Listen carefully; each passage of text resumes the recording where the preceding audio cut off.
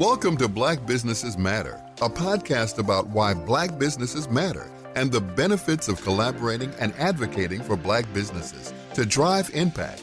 Each episode will cover legacy, hope, Black joy, funding sources, cultural shifts, equality, and so much more. We will provide inspiration and action while spreading some joy to a thriving community of Black business owners and leading thought leaders. I am Larvetta Lofton, your host and the founder of the L3 Agency. Known as the brand maven who transforms organizations with her storytelling prowess, meet Larvetta L. Lofton, host of Black Businesses Matter, a podcast about why Black businesses matter and the benefits of collaborating and advocating for Black businesses to drive impact. All right, y'all. Welcome back to another episode of Black Businesses Matter. Hey, y'all. This one is a treat. I'm excited to introduce our next guest. For many of us that are busy, that have both a pretty hectic personal life as well as building companies and building enterprises and organizations, we all need this next guest. If you don't have a person like her, you may want to check in and figure out how you need to work with her.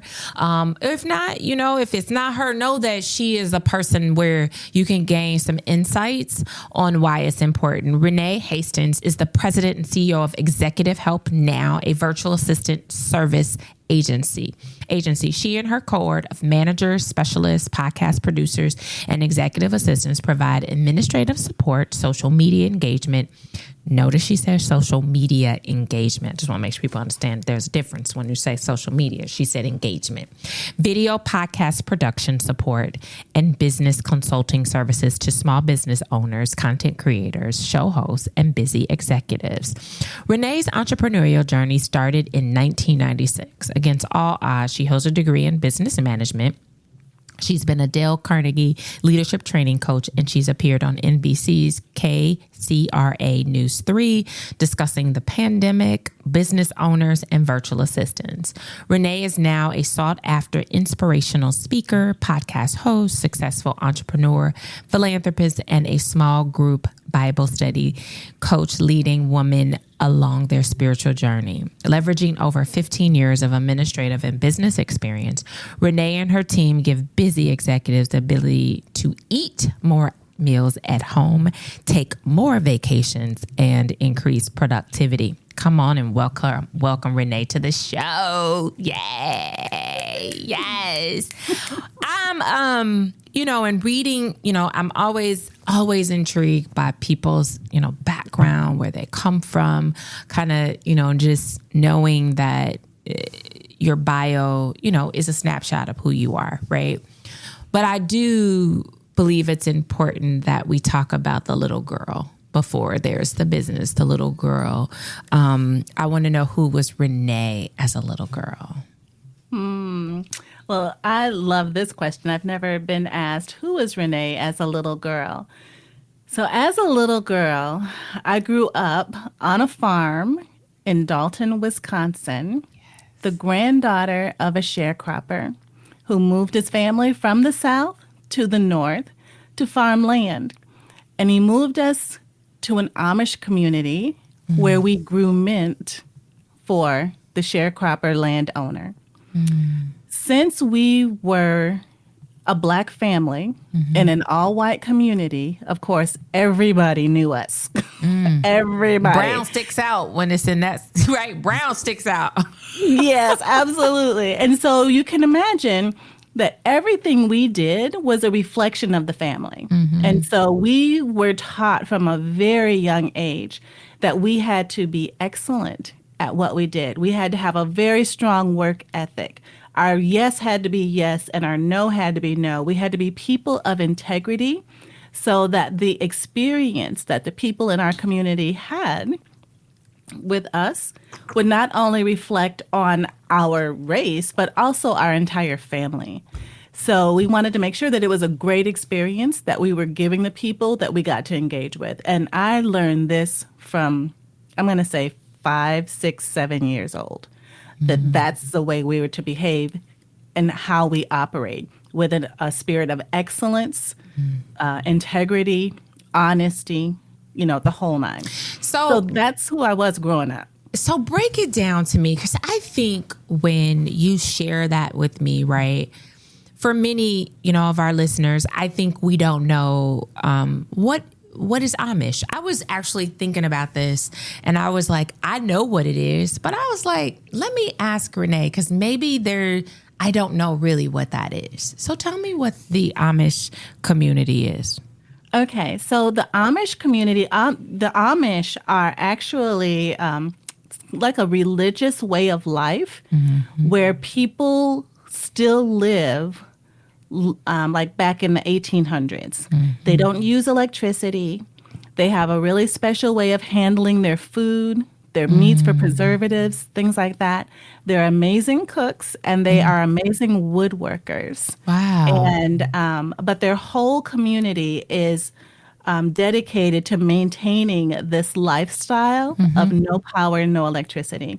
And so when they're farming their fields or their land or whatever, they're using their horse-drawn buggies or manual like tractors in order to farm the land. So as a little girl, being exposed to that, right, at a young age, and then here we are, right? How did you shift, like growing up and knowing that community? Was love represented like in that space? Like, did you feel loved, or was love like was the superpower? I mean, because when you don't have those kind of things that consumerism sometimes, I think we deal with, like, I always say, like, this idea that we don't talk about is this economic racism, right? That we don't understand that racism, we look from a color, but from an economic, did you experience that in that space too? I'm going to say, because I was so young, if there was any disparity, I didn't see it. I didn't know it. I didn't see it. I also didn't look for it. As I got older, I asked my uncles what it was like, because they were the ones who were actually doing the majority of the work. And we were there in the summer times working in the fields in this community. And they said that they were, because of who our landowner was, he was a very respected man in the community. And because he was a respected man in the community, the people that worked for him were respected by virtue of the fact that they were working for him. Then our operation had gotten so large that we had people actually working with us. So we would hire some other nationalities of people to help work the land with us, so we could cover more in a shorter amount of time and make more money. So the economics of it all, I'm not sure if it was a negative thing or if it was a positive thing or a neutral thing. It was just people did a deal with people that they knew and respected. And you could make a deal with a handshake there because people were honest. Everybody was honest. I love that you say that, because I think that, I think you just set us up to talk about entrepreneurship, right? In that piece of it was, you didn't see it.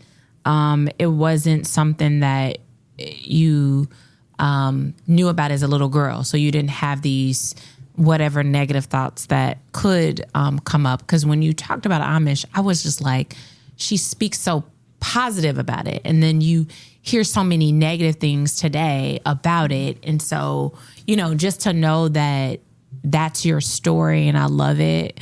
I'm happy to hear a different perspective that has been maybe stereotypical because you have lack of information, So I appreciate that. So once you moved, right, you left Wisconsin, where did you guys move to? So that's another thing that probably led to who the little girl Renee is, because my mother moved a lot when I was little. And I went to a different school every year from elementary school through high school, and sometimes 2 or 3 different schools in the same year. So we moved a lot and got exposed to different cultures and whatever neighborhood we lived in. That's kind of what we adjusted to or acclimated to. Whatever was popular in that area, that's what was our new thing. And so it was, I think, a foundational piece of me that said, okay, you know you're going to be leaving. Just do well in school. Focus on school. Don't focus on making friends or relationships because you know they're not going to be here for very long. And so just do well in school. So that's what I did. I did very well at school. And my mom, when we ended up going back to Madison, Wisconsin, hooked me up with a program called the Summer Youth Employment Program. And it was through this program that I got exposed to different work experiences to see what I liked to do, what I was really good at, what came naturally, and what my gifts were. And in my first assignment, I think I was probably 12. And I was assigned to the Madison Urban League. And they assigned me to put together and organize a room that was full of books from the floor to the ceiling, from wall to wall, nothing but books of all categories, paper books, back books, hard books, all the books. And by the end of summer, I had them organized, categorized, and I had a list of where all the books were by creating folders and subfolders and subfolders, so which easily translated into electronic data later on as I became very interested in working in an office. The second year of being in that program, I was 13 years old, and I got to work for a Black woman franchise owner of Norrail Temporary Services. And seeing a person who looked like me being the owner of something and providing job opportunities to other people, really, I think it just sat down in my spirit. And I immediately said, one day I'm going to own my own business. Because I saw that when I gave this person, my job was to give them the applications, take the papers back, and then key it into the computer. And the clickety-clack sound of the keyboard really just was my, it was like what motivated me and resonated with my spirit to let me know, this is what I'm supposed to be doing. This is the field that I'm supposed to be in. Get good at this. So as I left and got older and I was going through school, I was taking all of the clerical classes, the typing classes, the marketing classes, all the DECA, all the clubs and all the things. That's what I did because I knew one day it was going to come in handy as I was going to be running my own business one day.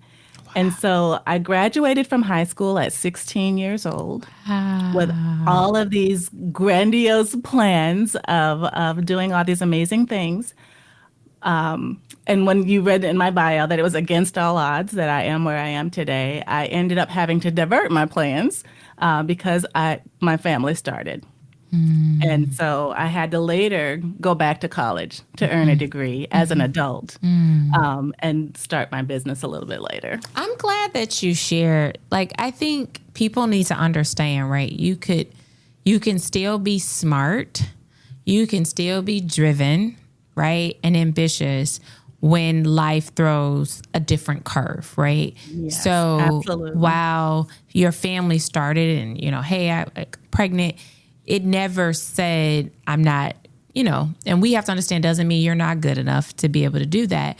But I think our plans shift based on circumstances, life events. And I think whether it's death or the life of a child, it's a life event. And we have to realize that, but I think that's part of the reason why your business is so necessary, because life events are going to happen. And so having someone to support your business while life is, as they say, life be lifing, that you have things in place to set that up. So, Renee, I appreciate your story. And because you are helping business owners, and we know that Black women are, the fastest growing segment of business ownership and entrepreneurship, right? Mm-hmm. But we also are the caregivers. We are the superwomans. We are the fixers. We are everything to we're the sounding boards, right? We're everything. And so in some regards, I think, women hold that with great honor. I do this. I take care of this. I manage this, right? And that understanding, that's all great because, hey, that's what we do, right? We not this. But realizing the point of say, hey, I need help. And I need help from an administrative side. Hey, I need help from, I want to take my business to the next level. How do you help to kind of get us, and I'm speaking for myself, to get women to really, I think, is deal with control? Because I think it's the level of control, right? And how do we, I think we need to almost demystify this thing that we got to do it all. I almost feel like we do, right? Yes, so how do you help business owners who are faced with that to say, hey, whether that is to say, hey, executive help now can help, or how do you, because I feel like executive help now, I love that name. How do you help the business owners who really suffer from that sense of control? Well, I absolutely love this question because I don't think many people recognize it as fear of loss of control. When it comes to delegating, that absolutely is at the foundation or the core of not being able to delegate. First of all, I think we need to take off the superwoman cape proudly and not feel like we have to be everything to everyone and we have to do all the things. It does not have to be our responsibility to take care of everything. And if it is our responsibility, we don't always have to be the ones actually performing the tasks to get things done. So we can actually delegate some of those personal responsibilities that we have. I had one guest on my show who was a caregiver to her mother and running a business and that sort of thing. And she said, my parents want they want some shopping done and they want someone to come and do their lawn. But I don't know who to hire to come and do the lawn, and I don't have time to do the shopping, but I make time. And then when I do that for them, then I end up staying up late trying to do my business. And it's just a lot on this one person. And I said to them, I was like, well, those are things that can be delegated. And she was like, what? And I was like, yeah, you don't have to be the one to find the lawn guy. Hire yourself a virtual assistant, have them do the research of the lawn guys in the area and present you with some options, and you just pick and choose. And so then when you pick, it's done. All you have to do is pick. You don't have to do all the research. If you need groceries for your parents, they can put in the list into the Instacart and have the groceries sent to your parents so that they can have their groceries. You don't have to be the one going to the store, using the gas, using the time, going through all the aisles, shopping all the things. Instacart it to them. Your assistant can do that. So there's so many things that even on a personal level, you can take off your plate by delegating to your assistant, your virtual assistant. I will tell you this, Renee, I have a personal story that I think listeners could find value. I mean, it was probably about 12, maybe 15 years ago. I was working in a cafe. And, cafes are still great places to meet people, work, right? I mean, but this was like 12. It was early in my journey of entrepreneurship, pretty early, maybe 12, 15 years ago. And so, you're on the phone, and there was a guy in the cafe who was ear hustling. And he overheard me, and I was, taking calls and doing all the things, right? And he was a Jewish attorney. And he said to me, you know that you're only going to make, and he said it, he said, you're only going to make about $30,000 to $40,000 at the rate that you're going. And I was like, excuse me. First of all, I was offended. I was like, first of all, you ear hustling. Right. That was it. All in your business. Right. All in my business. And then he broke it down to, right, that's all you're going to make, because there's only, he said this, that everyone has 24 hours. Nobody has more hours than the next person. So you're fighting hours as it relates to services. Different when we talk about, obviously products, but he was like service-based, right? So he was like, you know what? So that call you just made, could you have paid somebody to do that at the time for like $12 an hour, right? That you can have somebody for $12 an hour to do that, but you still can do this, but what's happening is you're going to start to make more money because you're going to be able to give that more to them. And so now you have a package deal. And when he broke it down to me, I'm going to be honest with you, I was like, he has a good point. Like, while he was ear hustling, he gave me a good point. And so that's how my virtual assistant, that's how I, decided I needed a virtual assistant. And he said it, he said, as an attorney, he said, we bill everything for hours, right? We go to the, this, we do this. He said, and you can do the exact same thing and build, hey, we picked up this, hey, we do this, and this, and just kind of really build on that. So you give them, a series of, tasks that they have to do, and they have to do it within this amount of time. And he broke it down, and he was like, what happens is, but you also have to train your clients that it's not just you. So there's also that. And he said, I learned that. He said, because he said, I didn't get it. I was an attorney. I was young. I was doing everything. He said, but I was, what he said? He said, I missed my children's the recitals. I missed all the things that really they wanted me there. I had them, like, hey, I'll pay for it. But I missed those moments. And I think that's the part that I think this idea of virtual assistant, it allows for you to be present in your family's lives, or, or your loved ones, like whomever that is, whatever your family makeup looks like, right? Whether that's children,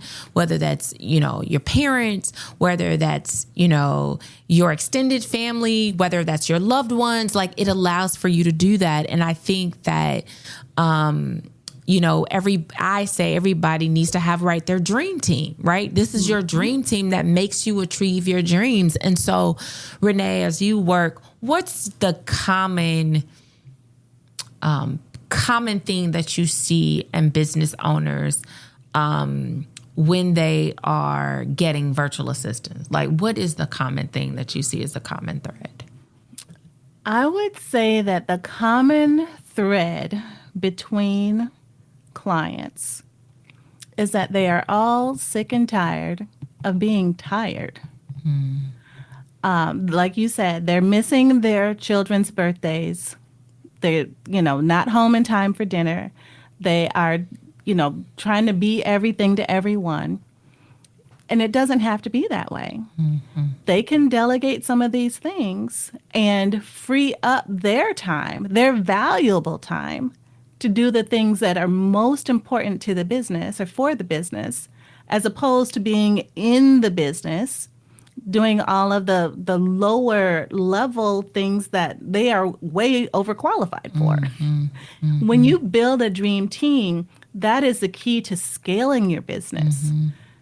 Like your friend said, there's only 24 hours in a day, and you've got to get some rest. You got to get some rest. Or the quality of your work will suffer. That's true. Yeah. I mean, it just absolutely will. When you're trying to burn the candle at both ends, the quality of your work suffers, the quality of your family life suffers, and the quality of your health suffers. So when people get to the point where they realize, look, something's got to give. Something's got to give. I cannot keep up this pace, keep doing these things over and over again, and expect to live a long, healthy, happy, fruitful life. That is that part, though, Renee. It's that the happy fruit. Like, that's the part that we miss out on, because I also think, did you go in business to have an unhappy, unfruitful life? No, Right? definitely not. Right? I mean, I think you went in business because that is what you want. Because there's, oftentimes I know that most Black women start businesses because they were undervalued, underappreciated, and underrepresented in some areas, right? And so that's the common thing. But I think in some instances, we take some of that trauma into our businesses and then don't value ourselves, And so I think that there's a point with that where, I started my business because, I was not appreciated and valued for what I brought. But I think over time, Renee, and I want to talk a little bit of this from a spiritual standpoint. I also thought because they didn't value me, right? I also walked into business still struggling with being worthy, And so wanting to price, and so pricing was always a struggle to price my services. And so it was like, today it is what it is. I'm not, look, it's another person you can call. I'm okay. It's 1,000, it's like 50,000 marketing companies and I'm okay with it. Right. Right. But it took me a while to get that. But I think that first traumatic experience, while it set me on the path, I think it also was where my trauma laid. And so I think even when you work with some of your executives, do we still suffer even as business owners with our prices and going up to afford a Renee, right? Be okay with saying, hey, I got to go up because I need a team. But, is that still the struggle? Do you still see that existing within, the culture of small businesses for service-based businesses?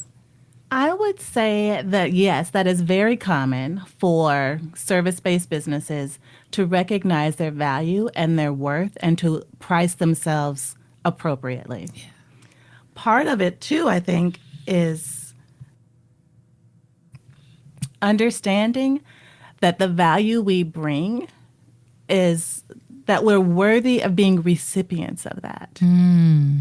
That's good. I think that is so crucial. That we recognize our own value, our own worth, and that we are worthy to be recipients of the blessings that come from being in business. And when you are offering a service that is adding value, and you do it because you love it and you're passionate about it, they're going to tell their friends. So the money will come. You don't even have to focus on trying to make all the money. You focus on providing a good service with excellence, and the money will come. That's so you good. want your reputation to precede you. Yeah. Oh, Renee, that just gave me chills. You're listening to Black Businesses Matter, and we will continue our conversation in a second. But first, take a listen to this special message for our BBM fam. We know how important it is to stay connected, so why not join our BBM Fam Club for special announcements and exclusive offers by texting BBM FAM to 312-300-1300. That's BBM FAM to 312-300-1300 today. Now let's get back to Black Businesses Matter. Oh, Renee, that just gave me chills. It really did, because I think we do chase money, right?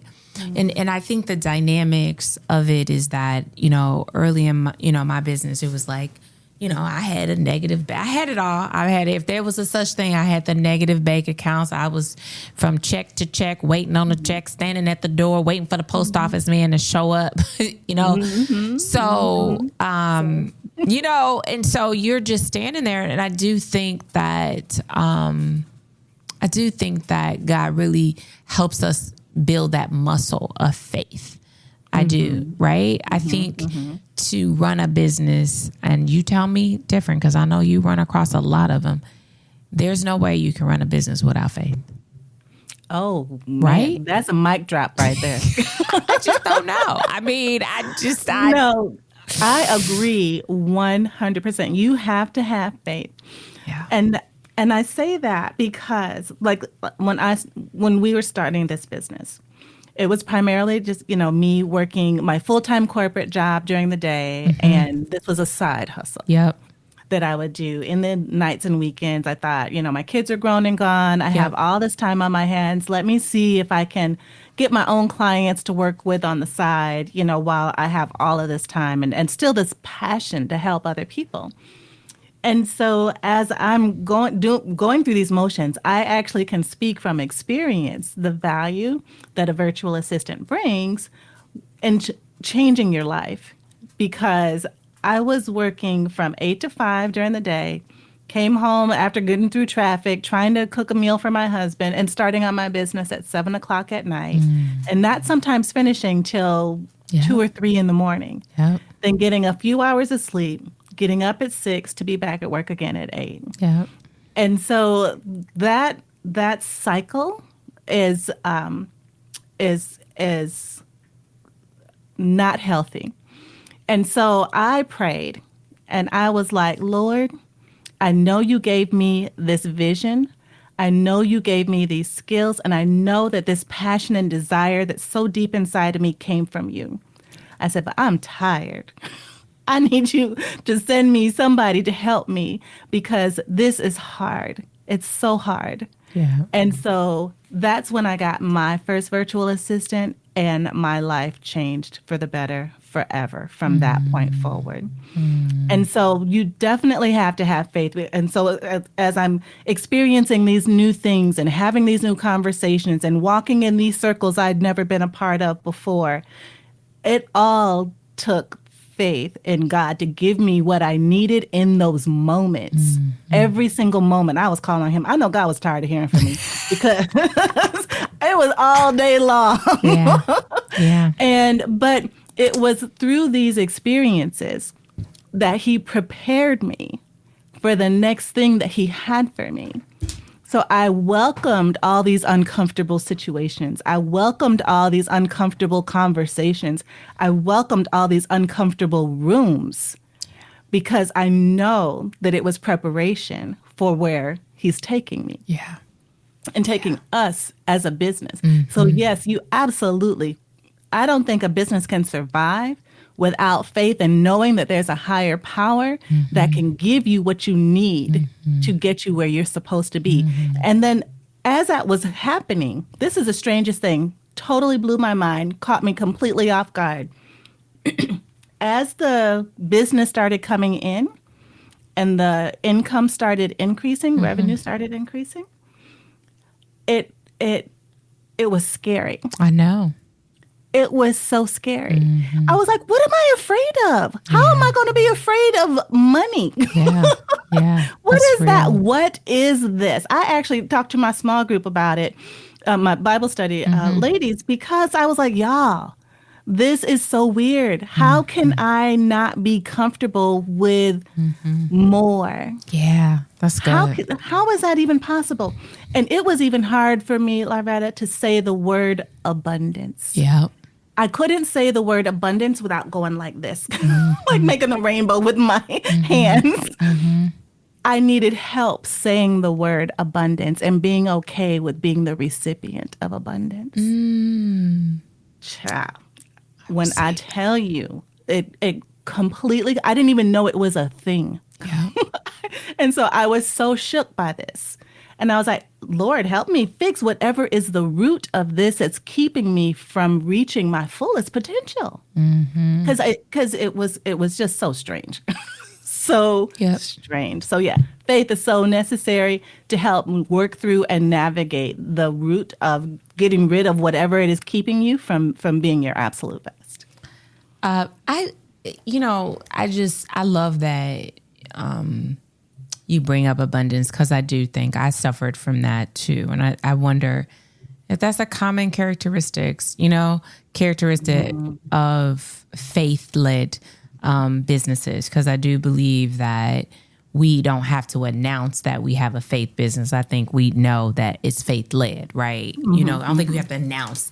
I tell people all the time, I don't have to announce when I walk in the door, I'm a Black girl. But I think, you know what I mean? But I know that there's faith. You hope that that thing resonates around that. As we look, you know, Renee, as we look into, you know, we're now into this 2025 and, you know, we're seeing some really crazy things that have never happened in the world, right? Ever. That just kind of creeps you out in some regards, you know, but I also think that it is sometimes an opportunity for us to really look within ourselves and stop asking for others to help us. I think it's time for us to do that. So I really wanted to get your thoughts on like ownership, the evolution of entrepreneurship for, you know, the Black and brown community. Like, what do you see? Like, what do you feel within your spirit that you believe is something that we all need to lean into? I think we all need to lean into the fact that we all have the capacity to be owners. We have the capacity to be investors, philanthropists, joint venture capitalists. It's all within us.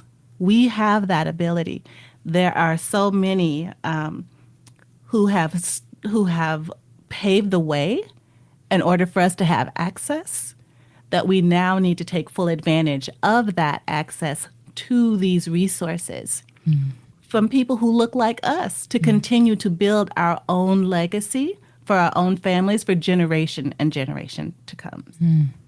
Oh, I just felt that. I felt that I felt that to the soles of my feet, because I do think that, listeners, I think we need to take that and run with it and not let this fear really rob us of that abundance, right? And I think you said it, like, if this is what you want to do it.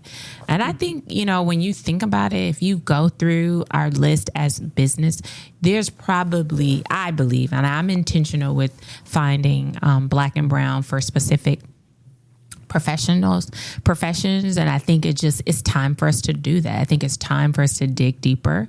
It's time for us, like, hey guys, this podcast was created specifically so that investors who wanted to invest in Black and brown communities could come on here, learn stories, right?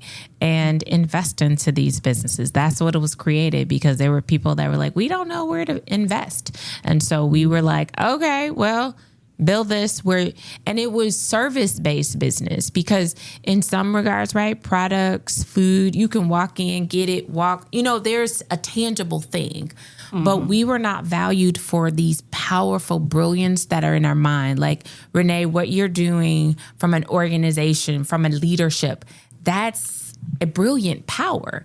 And sometimes we don't see that. But when you see a food, you know that there was organization, there was safety, cleanliness, it was all of that. You see that. Yeah. So you're feeding yourself what someone else brilliance. But what happens is in service-based business is we don't have that tangible thing. So that tangible thing isn't showing up, right? And so, but if your business is growing, if your business is scaling, if your business, people understand it, if people can also see that you have people, that you have a schedule, like all of that, people see you as a business. Like and I do think that there's crossroads, because sometimes I struggle with that. Like, I'm like, hey guys, I need an invoice. Like, this is, I'm not by myself, and sometimes it's people, I feel like there's some offense to it because you've put a system, but you just said, right? That's how the abundance is created, because I had to put the system in place. That's right. That's right. And so I think that's important. So I love that.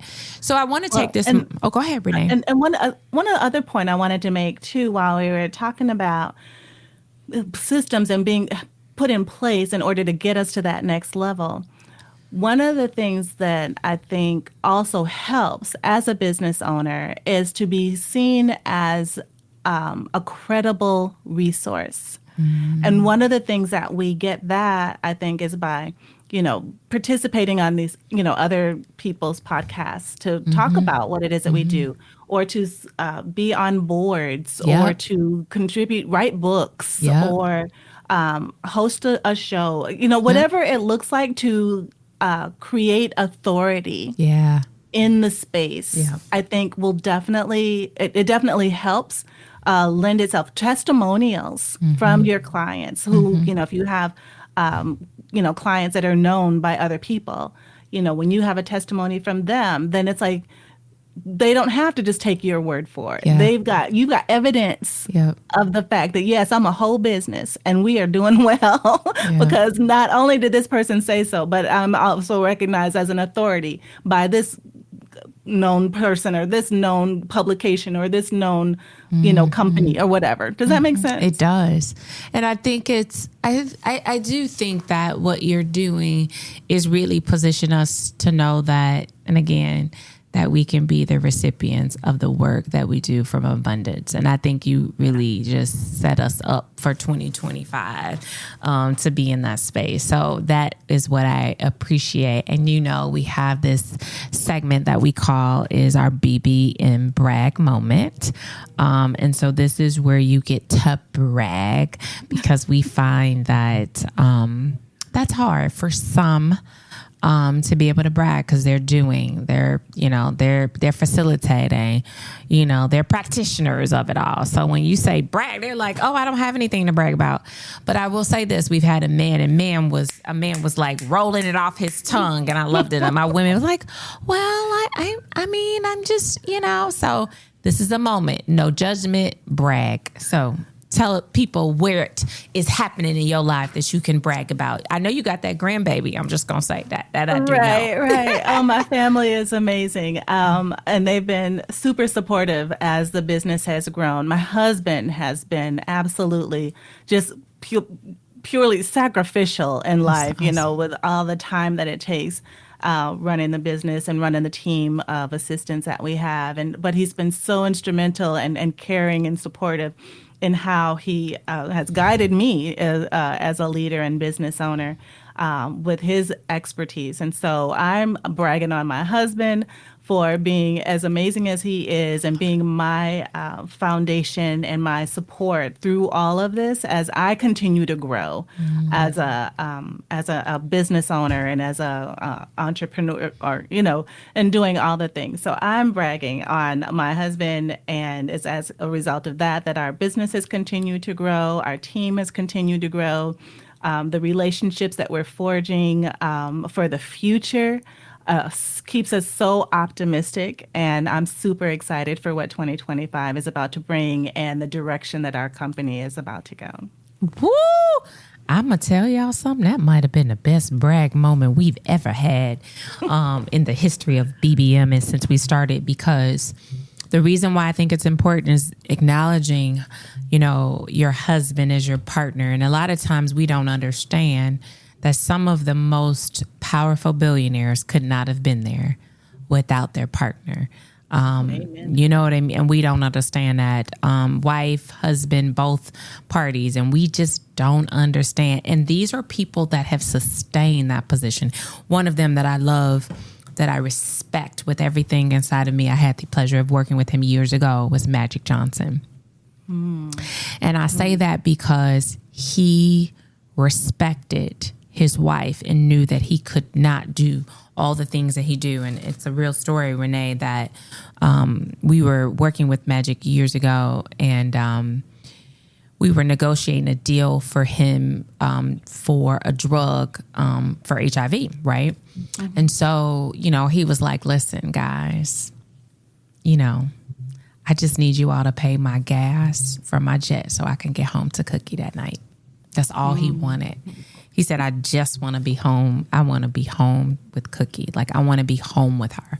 And I thought that was so powerful in a room full of marketers. And, we over here trying to negotiate. And he was just very clear. He said, listen, yes, I'm here and you guys could pay, but I need you to cover my gas. I mean, some might be like, his jet. Well, there's some parts to that, right? Your gas for your car to make sure I get home to my loved ones. That was important for him. And I think that was such a beautiful moment that he's not able to do what he does. He's not able to show up healthy without his partner. He's like, I can't show up without it. And I think we don't talk about that power of connection and unity with a couple. So thank you for sharing that brag moment that I think is just special. And I think we need to acknowledge that more and more into this 2025 year. So I'm excited. I do want to ask you this. What are you most excited about in the new year? I am most excited about the opportunities for expansion. Mm-hmm. I would like to invest more. I would like to donate more. I would like to build something bigger in terms of like an actual building. I love it. I have these hopes and dreams and goals, and God is so intentional about who he puts in our lives, and he's just lining them up. I know he's working out behind the scenes, the how all the things that are my hopes and dreams and desires that line up with his plans and purposes for my life. He's just working them out. And it is just fun to watch him work behind the scenes and unfold it step by step, just a piece at a time. And it just keeps me excited. It keeps me super excited for the future. I love it. Well, there you have it, guys. I'm going to just tell you a little bit more about Renee, and I'm going to tell her how you guys, Renee can share, how you can get in contact with her. But Renee Hastings is the president and CEO of Executive Help Now, a virtual assistant service agency. I had to bring that back up because as people listen, they forget like the powerful gems you are. But I want them to understand that Executive Help Now is the thing now. So whatever you've been thinking about doing for the first of the year, like this is something, do it now. Like seriously, do it now. Like now. So tell people where they can connect with you. So I am on all the socials, Facebook, Instagram, LinkedIn at Executive Help Now. I also have a podcast on YouTube called Renee Speaks, where we bring guests onto our show to talk about, to help women entrepreneurs along their journey, tips and tricks, resources, everything business related, just to kind of make the journey a little bit easier. Mm-hmm. Your website? The website is executivehelpnow.org. So even though we're not a nonprofit, it's .org. And that's a whole nother story for another day. Well, guys, keep tuning in. I'm actually going to be on Renee's podcast. I'm super excited to be able to do that. This will probably be maybe my first where I've had a guest, and now I get to be a guest on their show. So I love when those connections happen. But that's what the new year is bringing us, different, new, all things new is the thing that I am leaning into. And so I'm excited about it. Guys, thank you so much. Thank you, Renee, for just this incredible show. I think, I always say, yes, it's an interview, but for me, it's just, I get to talk to some amazing people, and I don't treat it as an interview because I feel like interview sounds so much anxiety for all of us, but it's like having a conversation with another business owner, and they get to share their gems, and I get to glean in from it and share it with the world. So that to me it doesn't feel like an interview, right? Right. It's fun. It's fun. This is what we do. This is I love fun. it. I'm so grateful to be here. I love talking with you and sharing with your audience, and sharing my experiences and the little nuggets that I have gleaned over the years of trying to make something special. Yes. Guys, thank you for just tuning in. Keep an eye on this business support. There's so much that you can get from Renee as she is helping business owners to really scale up. I love you all for just rocking with us. Join the community. You all know that we've got some really exciting exciting things happening in 2025. And so just keep rocking with us. Text us. You all know we have a text campaign, 312-300-1300. We're launching ways where you can ask a question and we can answer those questions during the show. So there's some really amazing things that are being moved in 2025. And you all know I've reached the 100th episode. I'm just overjoyed. I don't know what's next. We are launching a digital magazine, Black BBM Mag, which is Black Businesses Matter Mag. And so you can download the mag, get some more information on why we did this, learn about some of the featured businesses. And quite frankly, we're going to launch another edition where we're going to invite some of the newest guests that have been on into the magazine. So all I'm going to say is, get ready, because 2025 is going to be amazing. So thank you guys for listening to another episode of Black Businesses Matter. What an amazing business Renee has built. Everyone needs help, whether they're ready to admit it or not.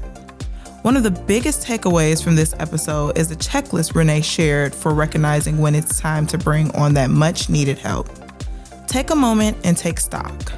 How often do you find yourself saying or thinking, I'm tired in your daily life? After listening to this episode, start keeping track. You might discover it's time to hire your own personal assistant to help take some of the weight off your shoulders. Make sure you check out our show notes so you can connect with Renee and receive the help you need as your business evolves. Join our community by texting BBM FAM to 312-300-1300 and stay connected. The Black Businesses Matter podcast is produced by the L3 Agency, a culturally sensitive influencer, marketing, and communications firm in Chicago, where relationships are our currency, passion is our profit maker, and people are our bottom line. Follow us on Instagram at Black Businesses Matter.